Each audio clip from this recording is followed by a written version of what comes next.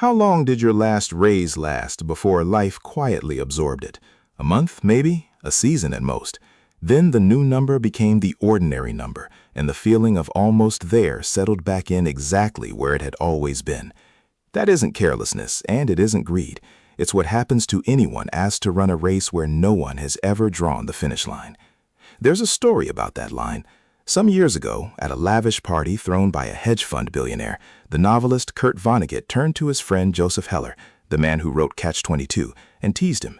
Their host, Vonnegut said, had made more money in a single day than Heller's famous novel had earned in its entire history. And Heller answered, "Yes, but I have something he will never have. Enough." It's a beautiful reply. It's also easy to dismiss as a sentiment, the kind of thing that sounds wise at a party and pays no bills in the morning. So tonight we're going to ask the harder, more useful question. Is enough just a feeling, or is it a number you can actually calculate? Over the next 15 minutes or so, we'll walk through the simple arithmetic that turns your ordinary spending into a personal finish line. We'll look at why your own mind keeps quietly moving that line, and at the honest cases in market history where the math was genuinely tested, along with what protected the people who came through. By the end, you'll be able to write down a number with your name on it, and a person who knows their number hears the market very differently from a person who doesn't. Chapter 1. The word the market never says.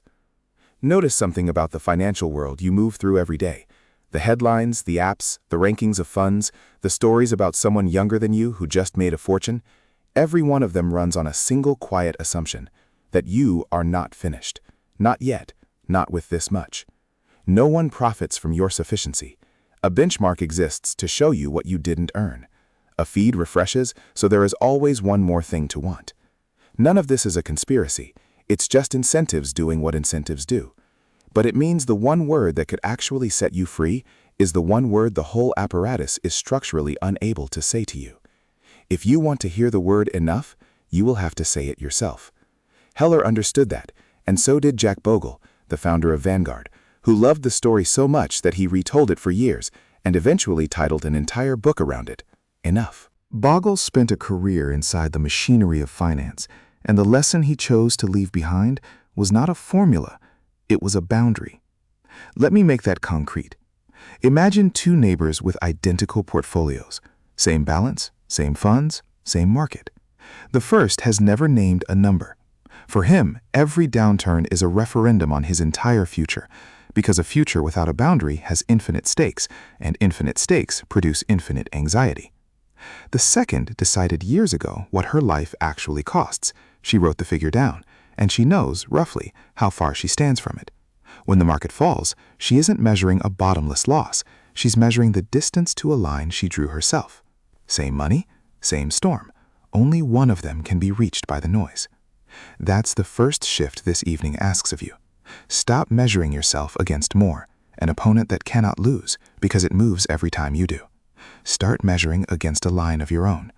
The question stops being, how much can I get, and becomes something far more answerable. How much does my actual life cost? Which raises the practical matter. A line you draw yourself still has to be drawn somewhere. Where? It turns out that question has a better tested answer than most people suspect, and it fits in one multiplication. Chapter 2. The Arithmetic of a Finish Line. In 1994, a financial planner named William Bengen sat down with a historical record of American markets and asked a plain question. If a person retired in any given year of the past and drew on their savings annually, what rate of withdrawal would have survived? Not on average, in every case. He tested retirement after retirement against the real data, including the cruelest start dates, and found that an initial withdrawal of about 4% of the portfolio, adjusted each year for inflation, had lasted through every 30-year period he examined, including retirements that began on the eve of the brutal 1970s.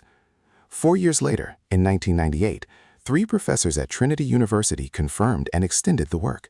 Across historical 30-year periods, a 4% inflation-adjusted withdrawal from a balanced portfolio of stocks and bonds succeeded in roughly 95% of cases or more.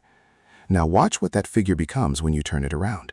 If you can draw 4% of a portfolio each year, then the portfolio you need is 1 divided by 4%, which is 25. 25 times what your life costs in a year. That famous multiplier came from somewhere. Decades of market history, summarized and inverted. Here's what it looks like in a kitchen instead of a study. A couple decides to stop guessing. For 3 months, they track what they truly spend. Not what they earn, not what the neighbors seem to spend, but the actual cost of their actual life. It comes to about $52,000 a year. 52,000 times 25 is $1.3 million. Check it the other way. 4% of 1.3 million is 52,000. The same year of life, funded. For as long as they could remember, the headlines had them vaguely chasing several million, a figure that receded like weather. The real number turned out to be smaller. More importantly, it turned out to be finite. One honest caution before we move on. Treat that number as a well-lit landmark, not a sacred promise. Benjamin himself never claimed a guarantee. He described what had survived the past. Landmarks are for navigation. They tell you where you are and which direction you are walking, and that is already more than most savers ever have. So do the humble version of the math this month. Find what your life costs for a year and multiply by 25. But this raises a puzzle. If the arithmetic is this simple, one tracked year of spending, one multiplication, why do so many diligent, intelligent people work for 40 years and never once feel finished? The answer isn't in the market at all. It's in the machinery of your own mind, and it deserves a chapter to itself. Chapter 3. The treadmill you cannot feel moving. In 1978, 3 psychologists, Brickman, Coates, and Janoff-Bullman, published a study that has unsettled people ever since. They compared lottery winners with a control group of ordinary people and found that in their day-to-day lives, the winners were not measurably happier. The windfall, the thing almost anyone would name as the answer, had become the new normal with startling speed, and everyday pleasures had actually dulled beside it. The pattern shows up on the way up the income ladder too.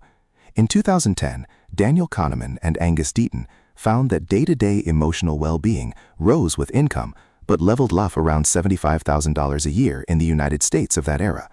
Later work refined the picture, Matthew Killingsworth in 2021, and then a joint study by Killingsworth and Kahneman together in 2023, showing that well-being does keep rising with income for most people, but only gently, in ever smaller increments for each additional dollar. The direction of the finding held.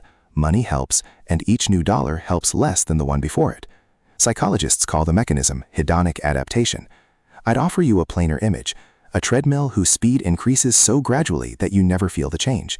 You only notice, after 20 years of running faster and faster, that the scenery is exactly the same. The person earning $60,000 a year is certain that 90 would be enough. 10 years later, she earns 90 and can feel with the same certainty that 130 would do it. The line didn't stay put while she ran toward it, it ran with her. And because the adjustment happens in 1,000 small upgrades, each one reasonable on its own, there is never a single day on which you can catch it moving. This is the quiet turn in tonight's story. You may have spent years believing that the thing standing between you and enough was the market, its crashes, its droughts, its refusal to cooperate. It mostly wasn't. The market has been intermittently generous for a century. What kept the finish line out of reach was that the finish line was attached to your income, and your income kept dragging it forward. The defense follows directly. Anchor your number to the life you actually live now, the one that already contains your mornings, your people, your walks, not to the imagined life one raise away. Then let every future raise widen the gap between what you earn and what you spend, instead of silently raising the target. That gap, the space between the two figures, is what actually purchases freedom. Still, an honest voice in the back of your mind should be objecting right about now. All this assumes the arithmetic holds.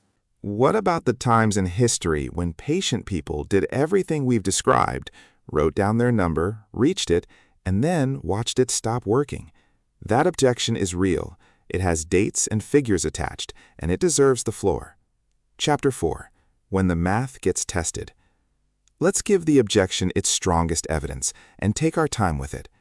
Japan's Nikkei 225 index peaked at 38,915 in December of 1989. It did not close above that level again until February of 2024, 34 years, roughly, longer than most careers. A Japanese investor who reached her number in 1989 with a portfolio entirely in her own country's stocks watched the finish line dissolve, and no amount of patience within her own lifetime of working years would have redrawn it. The United States has its own exhibit.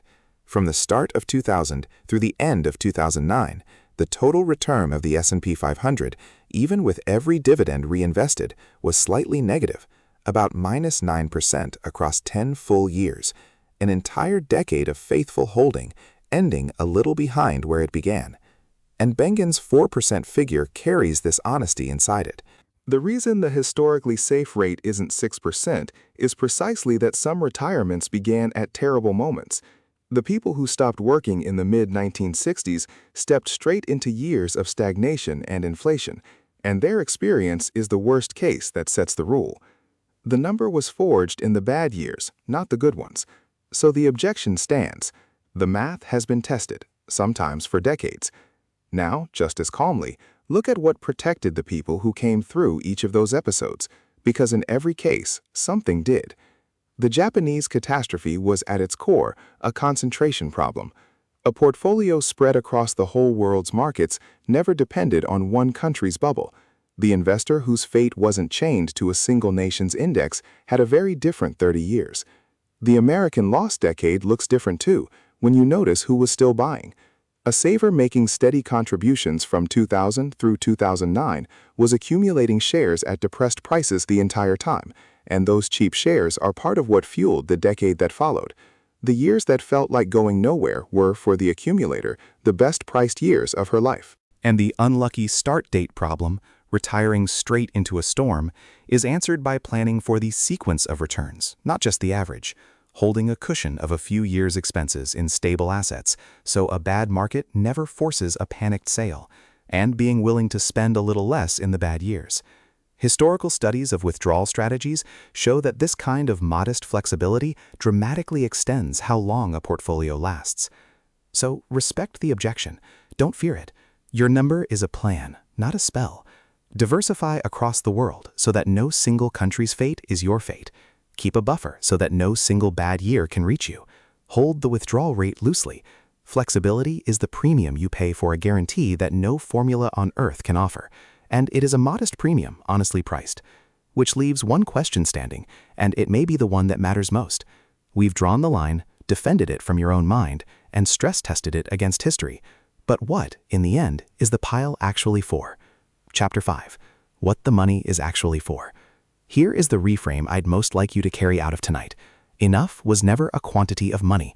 It is a quantity of time. Financial independence simply means that your hours are no longer for sale by necessity, and every dollar you save is best understood as a small parcel of your own future time, bought back and owned outright. Consider a nurse who does the arithmetic from Chapter 2 and finds her family's life costs about $4,000 a month. That's $48,000 a year. Which means every $48,000 she saves is one entire year in which no one can tell her where to be at 7 in the morning. A year that belongs to her, whether she spends it working by choice, caring for a parent, or doing nothing she ever has to announce. She is not retiring at 40. She may never fully retire. She mostly likes the work. But somewhere around 12 times her annual expenses, a dozen owned years sitting quietly in her accounts, something in her changed that no market chart would show. She began speaking up in meetings. She turned down the rotating schedule that had been grinding her down for years. When her father fell ill, she took the unpaid month without agonizing over it. The money never left the account. It didn't have to. Its work was done the moment it made her free to choose. The natural world settles the point without argument. A tree does not grow toward some maximum height decided by ambition. It grows toward the size its roots, its soil, and its climate can sustain, and then it simply lives, fully at that size, often for centuries. Sufficiency in nature is not a failure to keep growing. It is the condition for lasting. So here is the last practice of the evening, and the gentlest. Take your net worth, whatever it is tonight, large or small, and divide it, just once, by what your life costs in a month. The answer is your wealth measured in months of your own life, already bought and paid for. People who start measuring in owned time find that it changes their behavior faster than any measurement in currency ever did. Enough stops feeling like something being withheld from you and starts feeling like something quietly arriving. So let's come back to where we began, that raise that vanished, and the strange flatness you felt when it did. You can see now what actually happened. It wasn't a flaw in your discipline. The raise disappeared into a race with no finish line because no one had ever drawn one, and the treadmill simply matched your new pace. Tonight you learned how to draw the line, what your life truly costs in a year, multiplied by 25, a landmark built from Benjamin's worst cases and the Trinity study's long record, defended by diversification, a buffer, and a loosely held plan. And behind the arithmetic, the quieter discovery that the number was never a pile. It was years of your own life, and some of them are already sitting in your accounts, already yours. You may be closer to your line than the noise has ever let you feel. So this week, do one calm thing. Find what your life actually costs for a year. Multiply it by 25. Write the number down where you'll see it, as a horizon, something to walk toward at your own pace. A person who knows their horizon walks differently, even while they're still on the road. And Heller's answer at that party makes a different kind of sense now. Heller had simply done the math before anyone asked him to. If this way of thinking brought you a little calm tonight, subscribing is the quietest way to keep these reflections finding you. And if you're willing, leave a comment with the idea that stayed with you, or the number of years of freedom you discovered you already own. Someone else, somewhere in the quiet middle of their journey, will be glad to read it. Until next time, take your time.